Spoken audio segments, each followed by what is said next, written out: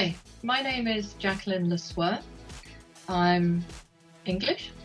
I've spent a lot of my life overseas, 7 years in Africa and 20 odd years in Asia. And often when you're in that situation, you're asked, are you the product of your nature or your nurture? And I think we're all definitely the product of both. I'm very English, and my Englishness, I always bump into it when I'm overseas, but I have to say after 25 years overseas, I bump into my Asianness too. And I've now returned to the UK, come back to the county that I love, that I've lived in on and off for a very long time. And it's wonderful to be here. I've done many things in my career.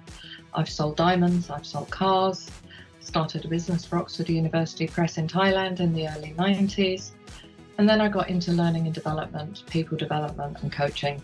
And I'm also a multidiscipline complementary health practitioner, somewhere that I got into as a result of my own journey with my health. And I'm absolutely delighted to be invited to talk to you today.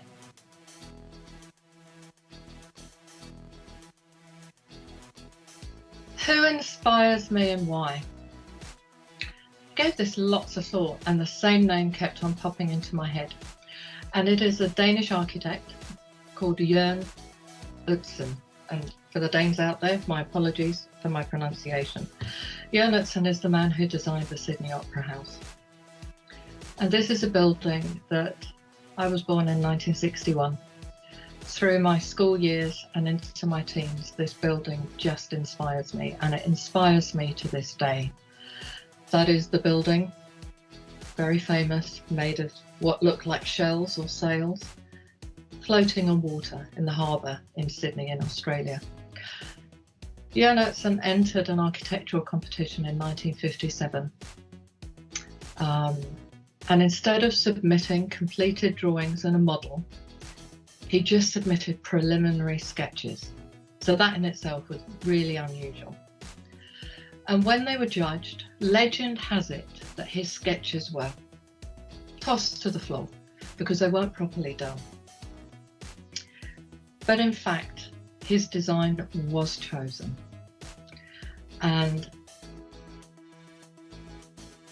that's where the inspiration really starts. Because when Utzon designed this building, the technology, the engineering didn't exist for it to be built. He had no idea how this building was going to be built. The structure of the shells was such, he had no idea. So much so that 4 years down the line, after Ovarup had been contracted to get on with the build, the engineers had still not cracked how to build those iconic shells. And Utzon cracked that conundrum himself. The building overran. He fell out with the councillors and the local politicians, fell out to such an extent that when the building was opened in 1973 by Her Royal Highness Queen Elizabeth, his name was not even mentioned. He never saw the building complete. He never stood in this iconic building. And Frank Gehry, himself a very famous architect, said of the building, and I quote, "Utzon made a building well ahead of its time, far ahead of available technology, and he persevered through extraordinarily malicious publicity and negative criticism to build a building that changed the image of an entire country." Why does he inspire me?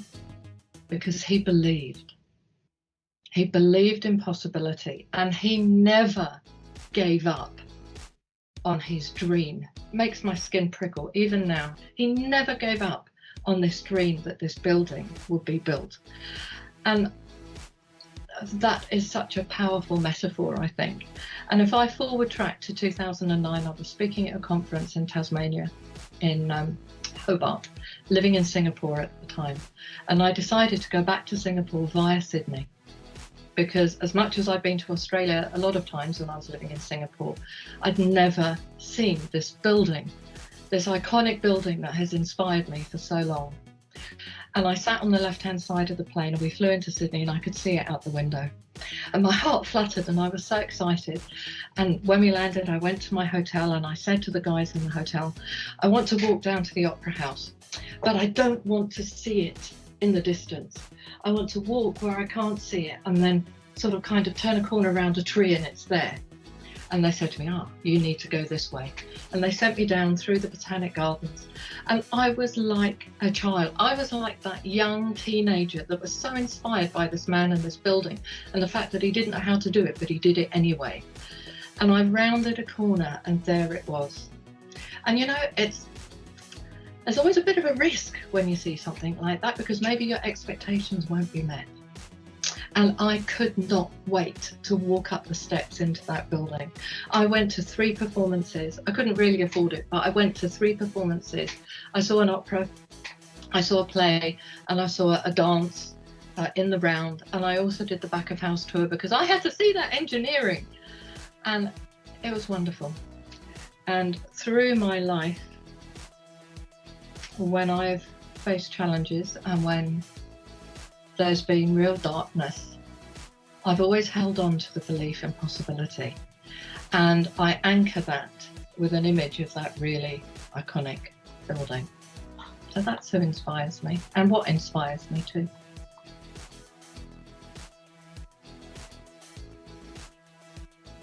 Well, it's kind of a scratchy question because I don't believe we can go back.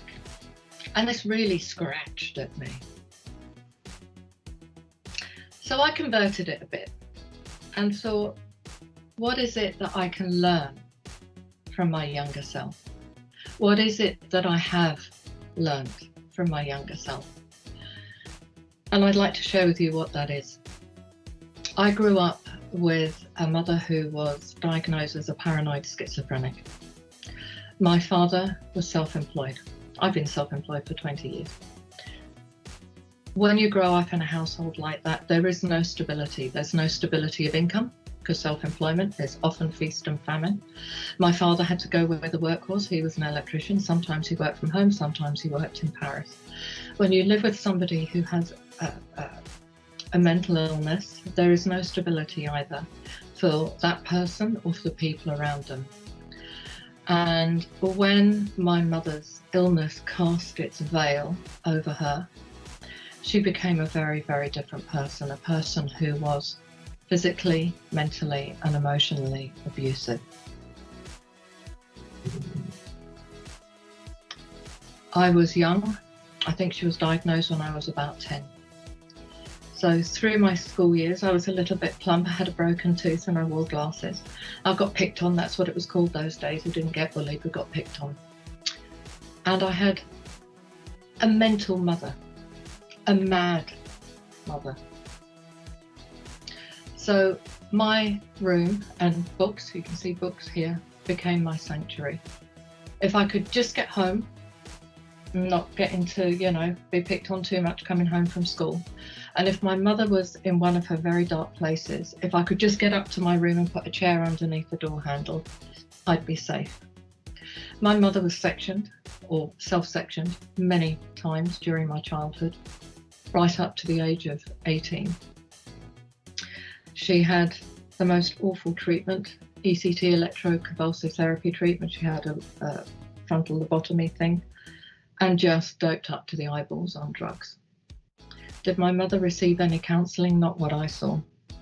Did my father, as a father and a husband of this patient, receive any counselling? No. Did I as a child? No. I was in fact told that I was the cause. I was the trigger.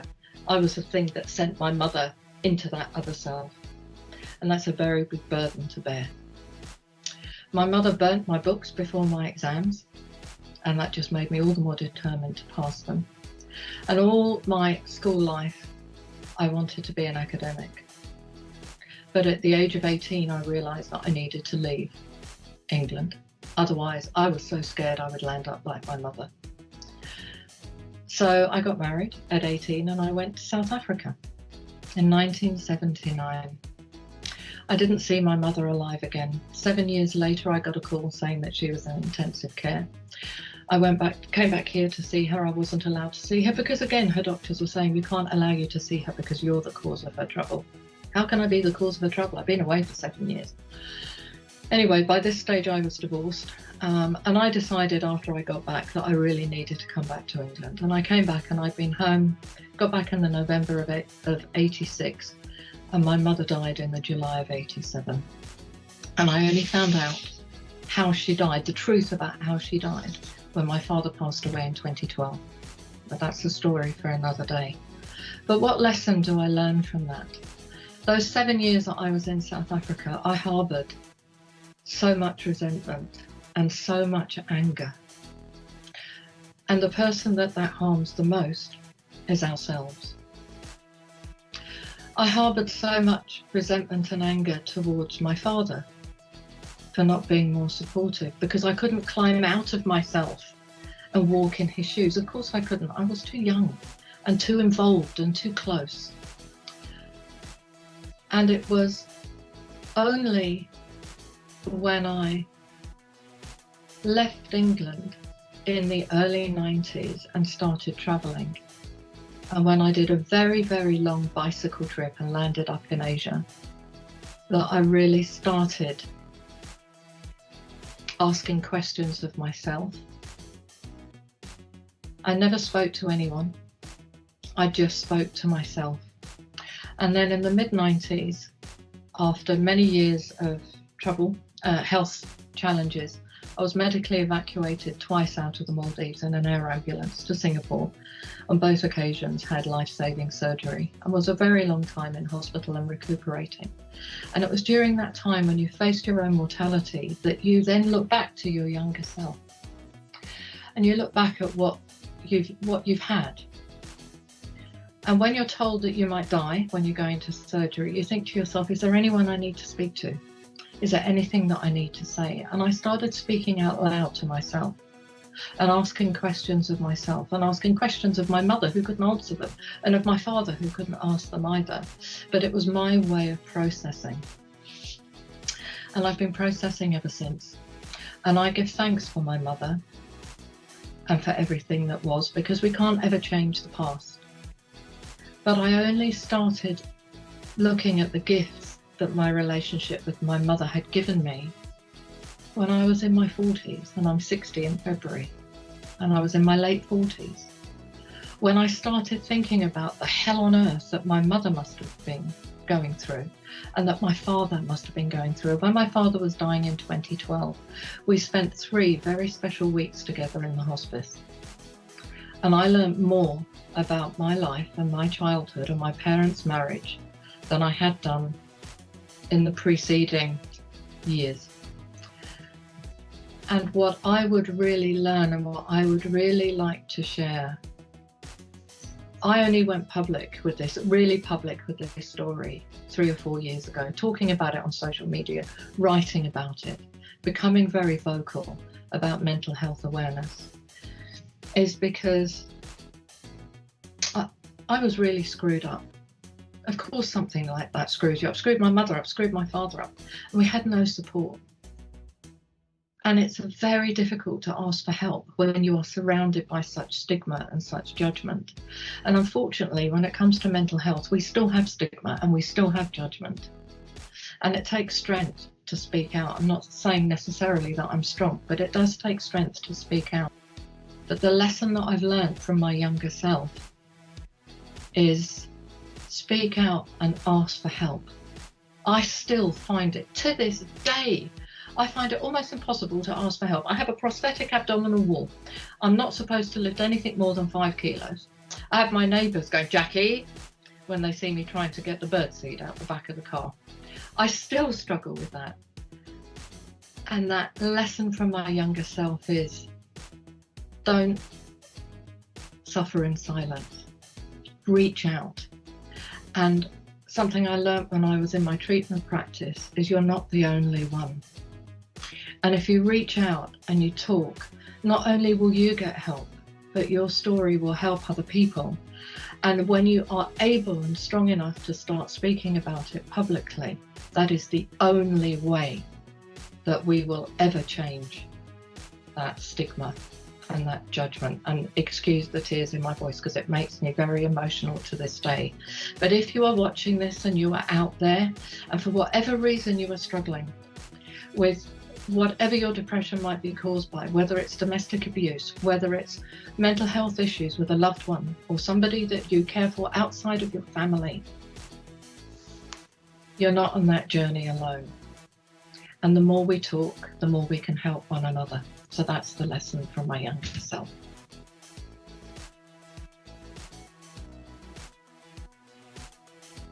My top tip. Okay, so this, I'm going to read it. My top tip for juggling a busy life with well-being and happiness.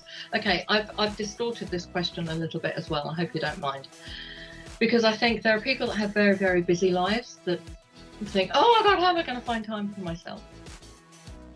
But also you can be completely alone. And I think the pandemic that we're living through in 2020, people are experiencing aloneness and loneliness, and they're not the same, perhaps for the first time. And it's interesting because when you're very, very busy and when you have all the time in the world, like anything in life, when you're at an extreme, those are often the times when you find it hard to make time for yourself. It is as hard when you have loads of time as it is when you haven't got much time. And my top tip would be, we have responsibility for ourselves. We have to carve out time in our day, whether it's 10 minutes or half an hour or maybe an hour at the weekend, consciously make a commitment to ourselves.